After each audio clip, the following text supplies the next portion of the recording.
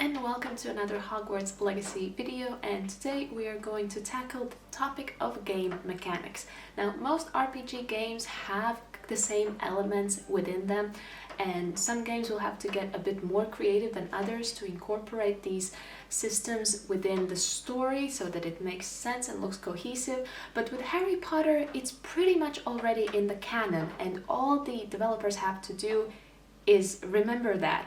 Otherwise, it's just a huge missed opportunity. So there's 5 things that they should get right. Number 1, character customization. And I don't mean how the character looks, like facial features and etc. I mean genuinely like shopping, clothes, tools like chemistry, sets for potions, all those things. There is such a place as Diagon Alley where usually students would go and shop for everything, and if, at least at the very beginning of the game, before your character starts Hogwarts, if we don't get to go to Diagon Alley and actually enter each and every shop to get what we need, what were they thinking? Yes, it may seem kind of mundane task to tackle, like who would want to go in every shop and do it? It's such manual labor. But we want that, because it's not boring. It's Harry Potter, it's Diagon Alley. That's all we ever wanted, to have a full-on Harry Potter experience, to go and actually enter everything and see everything and experience. So they have to include Diagon Alley and a proper shopping experience. Later on, once we're in Hogwarts and it makes no sense to jump back and forth every time we want to upgrade, then by all means introduce a catalog and we order the stuff that we want from the shops. But we need to have at least one proper Diagon Alley experience. Next, we've got transportation. And number 2 would be fast travel. Once the map gets larger and we want to get to point A to point B faster, there's usually some sort of a fast travel option. And once again, in Harry Potter, we already have that, and it's apparition.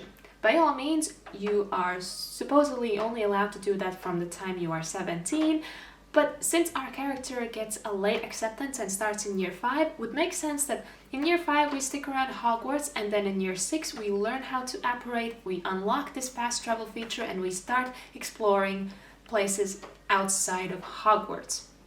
And sticking to traveling, number 3, mounts.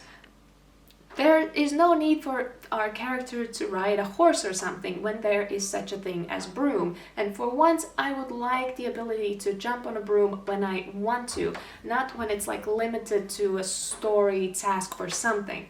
Similarly with creatures, we see in the trailer that the characters are riding a hippogriff, or flying a hippogriff, I guess would be the more accurate term. And once again, if that's not the only creature, that's even better. If there's several creatures that we can ride in one way or another, that would be excellent. And it would be most preferable that it's not just part of a quest or, God forbid, a cutscene. I want a full-on interactive experience where I can do this when I want to. Number 4, leveling up. House points. It would be such a great and just genius idea that they made leveling up by earning house points, because that's how that's what shows how much you learned, how many skills you gained in Hogwarts, and it would just make sense. The more house points you earn, the higher your level.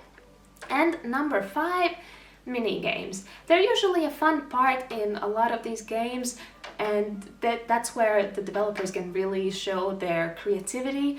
And in Harry Potter, you don't even have to be that creative, because there's already quite a few games that the students engage with to have fun, like wizarding chess, like gobstones. So it would be just a fun little detail that those are in fact the mini games that we get to play in the game. So these are the 5 things that I think that the developers should include in the game. If you have any more ideas, write that in the comments. For now, thank you for watching, and I'll see you next time. Bye!